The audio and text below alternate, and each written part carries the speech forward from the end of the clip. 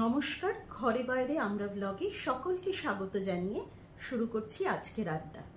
আমার আজকের আড্ডার অতিথি শ্রীমতী শতাব্দী ভট্টাচার্য। শতাব্দীর মুখেই জানবো শতাব্দীর পরিচয়। শতাব্দী আমার বন্ধু বলা যেতেই পারে। শতাব্দীর সাথে যদিও রোজ কথা হয় না, যদিও রোজ কফি খাওয়া হয় না, কোনো কিছুই হয় না, এবং অনেক রকম অনেক ইচ্ছে থাকলেও আমরা অনেক সময় করে উঠতে পারি না। সেই জন্য আজকে আমি শতাব্দীর সঙ্গে চলে এসেছি আড্ডা মারতে। নমস্কার শতাব্দী, তুমি আমাকে বলো তোমার মেয়েবেলাটা কোথায় কেটেছে, মানে তোমার ছোটবেলা বা মেয়েবেলা তুমি কোথায় বর্ন অ্যান্ড ব্রট আপ? তো আমি প্রাইমারিলি কলকাতারই মেয়ে, কলকাতাতে বর্ন ব্রট আপ ব্রেড মানে এভরিথিং কলকাতা।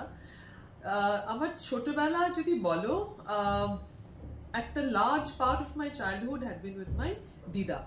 আমার দিদা উনি থাকতেন হচ্ছে বিরাটির কাছে মাইকেলনগর বলে একটি জায়গা, সেখানে উনি থাকতেন, দিদা, দাদু ভাই এবং আমার ছোট মাসি। তো আমার অনেক সুখ স্মৃতি আমার দিদাকে ঘিরে, আমার ছোট মাসিকে ঘিরে। ছোট মাসি আমার বন্ধুর মতো ছিল, মিমি বলে ডাকতাম। অনেক বছর অবধি আমি মিমিকে তুই তুই করে বলেছি। এমনকি আমার মনে আছে মিমির যখন বিয়ে হলো তখন নতুন মেশো মিমি, তাকে প্রণাম করতে হবে। আমার কাছে সেটা মানে ভীষণ একটা অদ্ভুত লাগছিল, মিমিকে আবার প্রণাম করা কি, মানে তো বন্ধুর মতো এরকম ব্যাপার। দিদার কাছে অনেক কিছু শিখেছি। তুমি বলতে পারো আমার ভ্যালু সিস্টেম যেটাকে বলা হয় সেটা দিদার কাছে অনেকটাই। আমার নাম্মা যিনি, আমার ঠাকুমা আমাদের সাথে সবসময় থাকতেন না, কারণ আমার মা চাকরি করেন, তো করতেন। তো কিন্তু আমার যখন ছুটি হতো বা মায়ের যখন ছুটি থাকতো তখন নাম্মা এসে আমাদের সঙ্গে থাকতো। তো নাম্মার কাছে অনেকটাই হচ্ছে বলতে পারো ওই আদর আহ্লাদের জায়গা। হ্যাঁ, তো নাম্মার দাঁত ছিল না, হ্যাঁ, আর কিন্তু উনি কখনো মানে দাঁত লাগাননি, উনি মাড়ি দিয়ে চিবিয়ে খেতেন। ফলে উনার একটা হামনদিস্তা থাকতো, তার মধ্যে উনি পান ছেঁচে উনি খেতেন, এবং সেটা আমার কাছে একটা বিশাল অ্যাট্রাকশন। ঠিক আছে, মানে পান ওই যে উনি ছেঁচে যে খাচ্ছে সেখান থেকে মানে প্রসাদ পাওয়ার মতো একটু আর কি মুখে পানটা নেওয়া, এবং তারপরে দেখা যে জিভটা লাল হচ্ছে, হ্যাঁ, ঠোঁটটা লাল হচ্ছে। তো এরকম অনেক ব্যাপার ছিল। আমার দিদা যেমন খুব আমার খুব আমি একজন পশুপ্রেমী বলতে পারো, এবং সেটা আমার দিদার থেকেই পাওয়া। আমার দিদাকে আমি দেখেছি মানে পশু পাখি গাছপালা সবকিছু নিয়ে দিদা থাকতেন, এবং একদম সুগৃহিণী বলতে যেটা আমরা বুঝি আর কি। এবং আমি কিন্তু সুগৃহিণীটাকে আমি একটা বিশাল মর্যাদা দিই, কারণ আমার মনে হয় এটা একমাত্র আমরা মেয়েরাই পারি। সুগৃহিণীটা একটা মেয়ের সাথেই চলে, because it actually speaks of a lot of abilities, of strength, of ability, of juggling things. এটা বোধহয় আমাদের মেয়েরাই এম্পাওয়ার্ড। হ্যাঁ, কাজে আমার দিদা হচ্ছেন এপিটমি অফ একদম সুগৃহিণী যাকে বলে সেই ব্যাপারটা। তো আমার ছেলেবেলা দিদা, ঠাকুমা, মা বাবার থেকে প্রচুর ভালোবাসা পেয়েছি, কোনো ডিসক্রিমিনেশন পাইনি। সবচেয়ে বড় কথা, আমার স্কুল হচ্ছে অক্সিডিয়াম কনভেন্ট টিল ক্লাস 10, তারপর 11-12 লোরেটো। আর মা বাবাকে নিয়ে যেটা আমার বলার বিষয় সেটা হচ্ছে যে এখন যেটা আমরা জেন্ডার ইকুয়ালিটি বলি না, আমি কিন্তু ছেলেবেলা থেকে জেন্ডার ব্যাপারটা কোনদিন বুঝিনি। মানে আমাকে মা বাবা মানে সন্তান মানুষ হিসেবে বড় করেছে, মানে মেয়ে সন্তান না ছেলে সন্তান সেই ব্যাপারটা আমি কোনদিন ফিল করিনি। কিন্তু আই মাস্ট সে তুমি ভীষণ লাকি।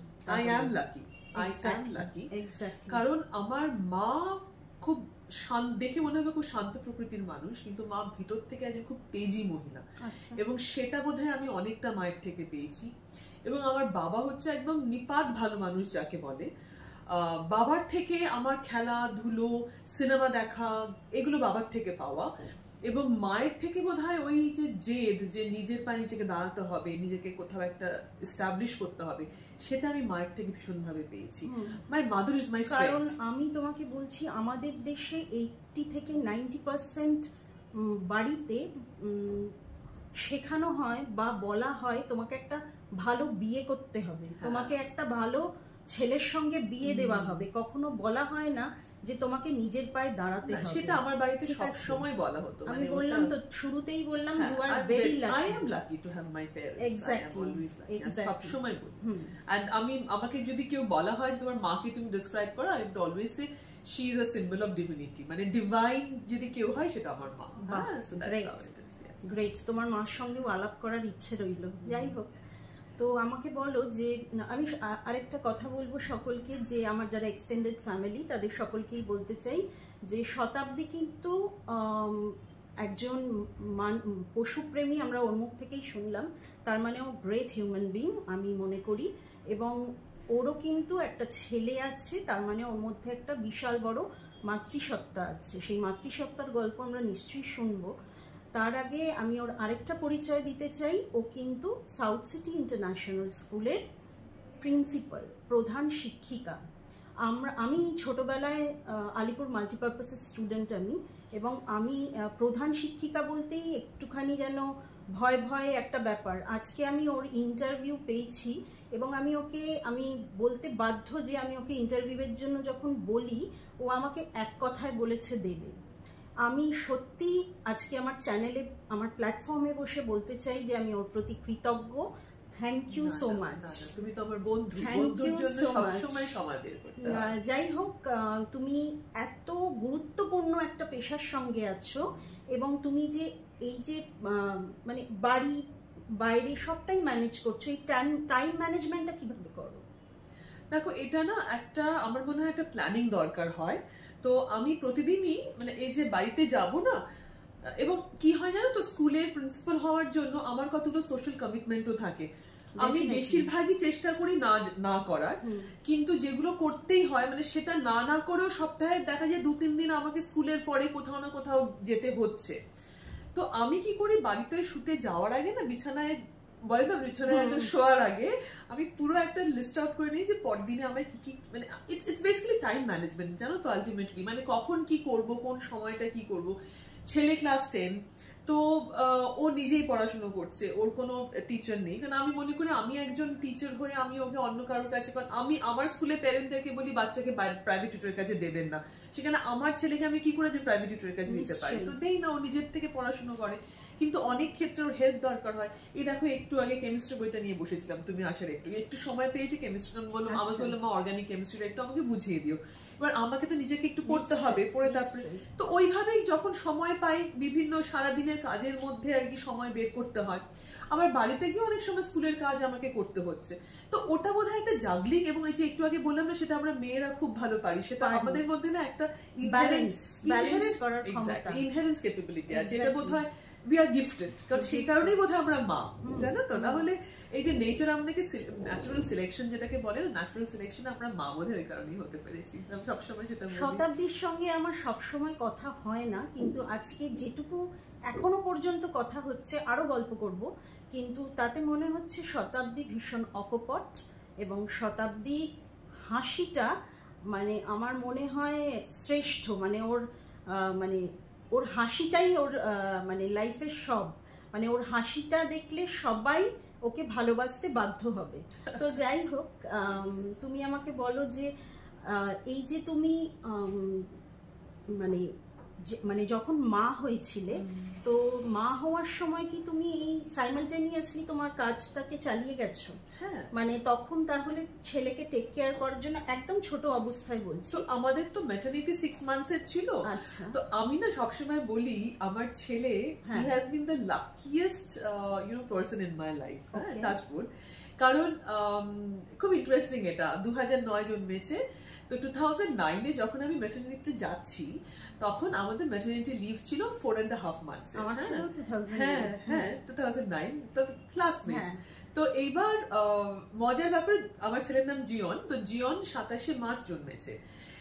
আমি তো স্কুলে মার্চের ওই সময়টা তোমার সেশন ব্রেক থাকে, and I had a very healthy pregnancy also, মানে আমাকে চুরি ছাটা খুব নিতে হয়নি।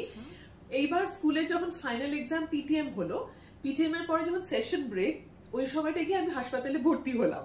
ঠিক আছে, মানে আমার 25 তারিখে পিটিএম হলো, 26 তারিখে হাসপাতালে ভর্তি হলাম, 27 তারিখে ছেলে হলো। সেশন ব্রেকের পুরো টাইমটা হাসপাতালে কাটলো। বাড়িতে যখন ঢুকলাম আমার ম্যাটারনিটি শুরু হলো। এবার ম্যাটারনিটি ছেলে যখন 3 মাস আর 1.5 মাস বাকি, আর আমি যতটা পেরেছি ওকে আমি নিজেই বড় করেছি, মানে ও আমার সাথে সাথে আমার কোলে করে, মানে যেভাবে আর কি, আর বাইরের খাবার যতটা কম পেরেছি দিয়েছি। তো ফলে একটা চিন্তা ছিল এবার আমি স্কুলে জয়েন করবো, ওকে উইন অফ করতে হবে, কারণ তখন ব্রেস্ট ফেড। তো মানে as God will have it, তখন চলছিল কথা যে 4.5 মাসটা 6 মাস হওয়ার কথা। হ্যাঁ, ওই যখন 3 মাস বয়স তখন অ্যানাউন্সমেন্ট হয়ে গেল আর আমার ম্যাটারনিটি 4.5 মাস থেকে 6 মাস হয়ে গেল। তো এইবার তো মজার ব্যাপার, 6 মাস হয়ে গেল মানে 5 মাসে ওকে মুখে ভাত করে দিলাম, তুমি আরো 1.5 মাস পেয়ে গেলাম, তার মধ্যে 5 মাসে ওর মুখে ভাত হয়ে গেল। তারপরে মুখে ভাতে পরে ওকে মোটামুটি সলিড খাবার টাবার দেওয়া শুরু হয়ে গেল। ফলে আমি যখন স্কুলে জয়েন করলাম তখনও অনেকটাই স্বাবলম্বী, মানে ওই বয়সটা অতটা হওয়া যায়। তবে ওই যে বললাম আমার মা একটা বিশাল সাপোর্ট ছিল। তো আমিও আমার দিদার কাছে বড় হয়েছি, ও আমার মায়ের কাছেই মানে ছোটবেলাটা বড় হয়েছে। ফলে আমার মা আর আমার ছেলের মধ্যে একটা অদ্ভুত সম্পর্ক। আমার ছেলে আমার মাকে দিদি বলে ডাকে, মা ওকে ভাই বলে ডাকে। হ্যাঁ, রাখি পরানো থেকে শুরু করে, ভাই ফোঁটা থেকে শুরু করে সব মা ওকে দেয়, এবং ওদের দিদি ভাই সম্পর্কটাই রয়েছে আর কি। খুব ভালো লাগলো তোমার গল্পটা শুনে। যাই হোক, আমাকে এটা বলো যে তুমি ছোটবেলায় নিজেকে যেভাবে ভেবেছো, তুমি কি এই মানে আজকে আমরা একটা মধ্য বয়সে আছি, এই মধ্য বয়সে এসে তুমি ছোটবেলাটাকে রিলেট করতে পারো? হ্যাঁ, অনেকটাই। ধরো আমি নাচ করতে খুব ভালোবাসি। হ্যাঁ, অনেক ছোটবেলা থেকে নাচ করেছি। মাঝখানে বহু বছর নাচের থেকে আমি নাচ করে উঠতে পারিনি বিভিন্ন দায়িত্বের কারণে। তো কিন্তু আমি ছোটবেলায় সবসময় ভাবতাম, কারণ মা আমাকে বলতেন যে বুবু গানটা শেখো, নাচটা একটা বয়সের পর পারবে না, গান যখন তখন গুনগুন করা যায়। আর আমি ভাবতাম কেন সেটা হবে, নাচ আমি কেন সারা জীবন করতে পারবো না। হ্যাঁ, তো যথারীতি মাঝখানে বেশ কয়েকটা বছর নাচটা হলো না, কিন্তু আমি কিন্তু এখন আবার নাচ করা শুরু করেছি, নাচ শেখা শুরু করেছি। হ্যাঁ, তো আমার মনে হয় যে আমি ছোটবেলায় যে ভেবেছিলাম যে নাচ আমার সারা জীবন কন্টিনিউড হবে, আমি সেটা করছি। হ্যাঁ, তারপরে ধরো ছেলেবেলা আমি আঁকা শিখতে শিখতে ছেড়ে দিলাম, কিন্তু আমি এখন আবার ওয়াটার কালার, মানে এখন না আমার নিজেকে কেমন যেন মনে হয় যে আরো অনেক কিছু শিখবো। ফলে আমি ওয়াটার কালার শেখা শুরু করেছি, নাচ শিখছি। আমি শিখছো নাচ আমি শিখছি হচ্ছে সুদর্শন আছে, সুদর্শন চক্রবর্তীর কাছে নাচ শিখছি। হ্যাঁ, ওনার কাছে আমি একবার ইন্টারভিউ দিয়ে চান্স পেয়েছিলাম, মানে আই ওয়াজ আ ডান্সার। আচ্ছা, মানে একটা নিজের শারীরিক কারণে ওটা আমি বন্ধ করেছি। মানে আমি অনেক জায়গায় নাচের জন্য ঘুরেছি, মানে দেশ বিদেশ ঘোরা আমার। কি ভালো, নাচের মধ্যে সুন্দর জিনিস হয় না, নাচ থিয়েটার সবই একদম একদম একদম। তো এবার ওয়াটার কালার শিখছি। এবার হঠাৎ করে মাথায় আসলো যে আমি স্যাক্সোফোন শিখবো। তো এবার হন্ডে হয়ে ঘুরে বেড়াচ্ছে স্যাক্সোফোন কার কাছে শেখা যায়। মানে আমি না মনে করি শেখার কোনো শেষ নেই, কোনো বয়স নেই এবং শেষ নেই, তুমি শিখে যেতে পারো। ভাবছি সংস্কৃত শিখবো, কারণ আমার একটু মনে হচ্ছে যে আমাদের যেগুলো পুরোনো স্ক্রিপচার সেগুলো আমি, কারণ বিভিন্ন মানুষ বিভিন্ন কথা বলে যাচ্ছে, তো আমি কোথাও একটা কনফিউজড হয়ে যাচ্ছি। ফলে আমার এখন মনে হচ্ছে না, সংস্কৃতটা শিখে আমি নিজে যদি স্ক্রিপচারটা করতে পারি। ফলে মনের মধ্যে নানা রকম ইচ্ছে চাহিদা। তুমি সংস্কৃত বললে বলে আমি বলবো যে আমার হাজবেন্ড একজন সাংবাদিক, তো ওনার মানে এখন মানে এই মুহূর্তের ইচ্ছে হচ্ছে উনি সংস্কৃত শিখবেন। ঠিক আছে, মানে ওনার মাথা মানে কিভাবে উনি শিখবেন সারাদিন উনি সেটাই ভাবেন। তো যাই হোক, আমিও তাই, এখন আমার মাথায় ওটা ঢুকে গেছে। এবং ফলে আমি তো ছোটবেলা বললে না, আমার তো মনে হয় আমার মধ্যে বয়সটা বাড়েইনি, মানে আমি সারা জীবনই, মানে আমাদের সকলের মধ্যে একটা শিশু আছে। হ্যাঁ, definitely each one of us we have a child inside। আমাদের বয়সটা বেড়ে যায়, নাম্বারে বয়সে তো বায়োলজিক্যালি বাড়ে, কিন্তু তুমি ভিতর থেকে তুমি নিজেকে না বড় করো, আমার মনে এর থেকে ভালো কিছু হতে পারে না। লোকে তোমাকে বোকা বলবে, লোকে তোমাকে ভালনারেবল বলবে, লোকে তোমাকে নাইভ বলবে, মানে অনেক অ্যাডজেক্টিভস থাকবে। আমি বলি বলো বাবা যত কিছু বলো, but I will B who I am, I will not change for the world. Exactly. আচ্ছা, সামনে লোকসভা ভোট, কাকে দিচ্ছ ভোট? এ বাবা, এক্স্যাক্টলি, আমি একটু লেকফুল করার জন্য বললাম, জানি কেউ বলতে চায় না ওটা, মানে যত ধামাচাপা। আমার পজিশনে তো বলা মানে হচ্ছে আমি অনেককে আবার ইনফ্লুয়েন্সও করে ফেলবো। এক্স্যাক্টলি এক্স্যাক্টলি, সত্যি। তো যাই হোক, আমাকে বলো যে ভবিষ্যতে আগামী 5 বছর বাদে নিজেকে কিভাবে দেখতে চাও? এটা খুব ইন্টারেস্টিং। আমি এখন থেকেই তার চিন্তা ভাবনা শুরু করে দিয়েছি, জানো তো। তো আমি না খুব আমার মনে হয় যে এই যে আমি একজন টিচার, আমি কিন্তু অন্তর থেকে teacher. Teaching was a choice I made. হ্যাঁ, মানে অনেকে আছে আর কোনো চাকরি তো টিচিং, কিন্তু আমি কিন্তু অনেক চাকরি ছেড়ে দিয়ে আমি টিচার হয়েছি। কারণ এমনকি কলেজের পড়ানো ছেড়ে, কলেজে পড়াতাম, সেখান থেকে আমি স্কুল টিচার। কারণ আমার বাচ্চাদের সঙ্গে ভীষণ ভালো লাগে, আই লাভ চিলড্রেন। তো আমার এটা মনে হয়েছে যে আমি সারা জীবন যাদের মানে বলতে পারো যে বিত্তবান যারা, তাদেরকে আমি পড়িয়ে গেছি। হ্যাঁ, কিন্তু হ্যাভ নটস যারা, যারা নাকি ফিনান্সিয়ালি চ্যালেঞ্জ, তাদের কাছে যদি আমি এতটুকু হলে রিচ আউট করতে পারি, তাহলে বোধহয় সেটা আমার কাছে একটা বিশাল প্রাপ্তি হবে। তো সেই কারণে 5 years ডাউন দ্য লাইন আমার ইচ্ছা আছে যে কোনো একটা ট্রাইবাল ভিলেজে গিয়ে ওখানে একটা ছোট্ট জায়গা কিনে থাকার, এবং সেই বাচ্চাগুলোর সঙ্গে। আমি কলকাতায় আর থাকতে চাই না। আমার I want to retire post retirement, মানে বলতে পারো I want to live the world in a very small village with all the children there, আর কিছু না। আমি মানে that is all I want to do। মানে এটা তুমি নিজের মনকে মানে ওরকম ভাবে বুঝিয়ে নিয়েছো একদম। ওটা আমার মানে তোমার মন থেকে, তোমার মন থেকে। আচ্ছা, আমি তুমি ভালো থাকবে, আমি ভালো থাকবো। আমার কোথাও একটা মনে হয় আমি একটা মানে রুরাল কোনো একটা জায়গায়, মানে আমি ভীষণভাবে বিশ্বাস করি, যার জন্য আমি হয়তো আমি টিচ ফর ইন্ডিয়ার জন্য ভলান্টিয়ারিং করতে পারি। একটা বয়সের পর তো আমার এক্সপিরিয়েন্সটা কাজে লাগবে। তো মেবি টিচ ফর ইন্ডিয়া, বা আমি নিজে ইন্ডিপেন্ডেন্টলি কোথাও একটা গিয়ে, কিছুই না, যা নিজের যেটুকু সামর্থ্য আছে নিয়ে একটা ছোট্ট ঘর করে ওখানেই থাকা, ওখানে থাকতে চাই আমি কোনো বাচ্চাগুলোর সঙ্গে। কারণ কোথাও একটা মনে হয় জানো তো, যে ওরা তো ডিপ্রাইভড, ওদেরকে যদি তুমি এতটুকু দাও, হ্যাঁ ওদের কাছে না মানে সেটা অনেকটা প্রাপ্তি। মানে ওই আনন্দটা যে কি সাংঘাতিক আনন্দ, মানে এখানে তুমি এতটা দিয়ে হয়তো সে আনন্দটা পাবে না, যতটা ওদেরকে তুমি এতটুকু দিয়ে সে আনন্দটা পাবে। It's a fulfilment. কাজে সেটাও আমার ভীষণ একটা ইচ্ছে আছে। আমি জানি না কতটা পারবো, but that is definitely something which I want to do in my life. বাহ, দারুণ দারুণ লাগলো তোমার সঙ্গে কথা বলে শতাব্দী। আমাকে একটু বলো যে এই ঘরে বাইরে প্ল্যাটফর্মে এসে তোমার কেমন লাগছে? আমার কনসেপ্টটা খুব ভালো লেগেছে শিরূপা, যেটা হচ্ছে যে তুমি বলছো যে আমরা যারা সাধারণ মানুষ, তারাও তো প্রতিনিয়ত একটা স্ট্রাগল করে যাচ্ছি। এবং আমি একটা মনে করি জানো তো, আমরা প্রত্যেকে, every woman, we have our own struggles, যেটা হয়তো যখন নাকি সবটা কিন্তু দেখা যায় না, না সবটা দেখা যায় না, কিন্তু প্রত্যেকে আমরা স্ট্রাগল করছি আমাদের জায়গাতে। হ্যাঁ, এবং আমাদের যেটা ব্যাপার, আমরা বাইরে একটা খুব একটা সুন্দর চেহারা রেখে, মানে as you say we keep a brave frontier, কিন্তু ভিতরে ভিতরে আমরা সকলে একটা যুদ্ধ লড়ে চলেছি। এবং সেই যুদ্ধটাতে অনেক সময় আমরা প্রচন্ড একা। কাজে সেখান থেকে এই যে তুমি একটা সাধারণ ঘর থেকে কি করে আমরা সবকিছুকে ম্যানেজ করে জীবনটাকে চালাচ্ছি, আমাদেরকে যে তুমি সামনে আনার চেষ্টা করছো সকলের সামনে, I think that's a commendable idea. So God bless you with your idea. Thank you so much. Thank you. আমি তোমার প্রতি কৃতজ্ঞ। আমার তরফ থেকে তোমার জন্য এক আকাশ ভালোবাসা। এবং আমি তোমাকে এইটুকু বলবো যে তুমি তোমার কথা শুনে প্রত্যেকে ইন্সপায়ার হবে আমি আশা করি। এবং তুমি যাওয়ার আগে আমার প্ল্যাটফর্ম থেকে মানে সবার জন্য, আমার এক্সটেন্ডেড ফ্যামিলির জন্য, আমার ভিউয়ারদের জন্য কিছু একটু বলে যাও, যেটা সকলকে ইন্সপায়ার করবে সমাজের জন্য, মানে সমাজটা কিভাবে আরো সুন্দর করা যায়। আমার এখানে দুটো বক্তব্যই আছে। একটা যেটা আমি, এবং আমি ভীষণভাবে সেটা বিশ্বাস করি, এক হচ্ছে যে আমরা মেয়েরা আমরা সত্যি খুব শক্তিশালী, মানে we have a strength and power inside us, যেটা আমার মনে হয় ইটস গড গিফটেড। মানে এটা বায়োলজিক্যালি আমাদের মধ্যে প্রচন্ড একটা শক্তি রয়েছে, কিন্তু সেই শক্তিটাকে কোথাও একটা আমাদেরকে ডিসকভার করতে হবে, এবং সেটা সম্পূর্ণ আমাদের নিজস্ব। এটাতে যেই মুহূর্তে আমরা বিশ্বাস করতে শুরু করব, তখন দেখা যাবে যে কোনো কঠিন অবস্থাকেই কিন্তু আমরা অতিক্রম করে চলে যেতে পারবো, এগিয়ে যেতে পারবো।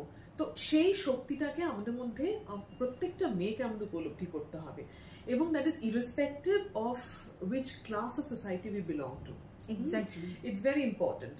এবং সেখানে একটা কথা মনে রাখতে হবে, আমরা মেয়েরা আমরা কি পড়লাম, কি খেলাম, কিভাবে কথা বললাম, কোথায় কাজ করলাম, কিচ্ছু যায় আসে না। At the end of the day যদি আমরা একটা সঠিক চিন্তা নিয়ে জীবনে এগোতে পারি, দ্যাট ইজ অল। কারণ এর থেকে বড় কথা কিছু হতে পারে না। এটা হচ্ছে একটা মেয়ে হিসেবে। 2 নম্বর, আমি একটা ছেলের মা হিসেবে আমি একটা মেসেজ দিতে চাই। আমরা তো সবসময় বলি সমাজে যে একটা মেয়েকে ভালোভাবে বড় করতে হবে। আমরা অনেক সময় একটা সিচুয়েশনের জন্য একটা মেয়েকে সবসময় আমরা দোষ দিই, বা একটা মেয়ের মায়ের উপর যেন দায়িত্বটা অনেক বেশি, কারণ সমাজটা এমন মেয়েটাকে এরকম ভাবে বড় করতে হবে। আমার মনে হয় ছেলের মা হিসেবে বোধহয় আমাদের দায়িত্বটা অনেক বেশি, কারণ প্রতিটা ঘরে আমরা যদি মা হিসেবে প্রত্যেকটা ছেলেকে যদি সঠিকভাবে বড় করতে পারি, তাহলে আর কোনোদিন সমাজে কোনো ক্রাইম বলে কিছু থাকবে না। দ্য ঠিক। Ownership is on the mother of the son and ঠিক। Not the mother of the daughter. Exactly. আমাদেরকে আমাদের ছেলেদেরকে ওইভাবে বড় করতে হবে যাতে তারা একটা মেয়েকে সম্মান করতে শেখে, একটা মেয়ের সত্তাটাকে অ্যাকসেপ্ট করতে শেখে এবং মেয়েটাকে তার জায়গা দিতে শেখে। যদি আমরা সেটা করতে পারি তাহলে সমাজ, আমাদের সমাজটা সবচেয়ে সুন্দর সমাজ হয়ে তৈরি হবে। একদম তাই, একদম তাই।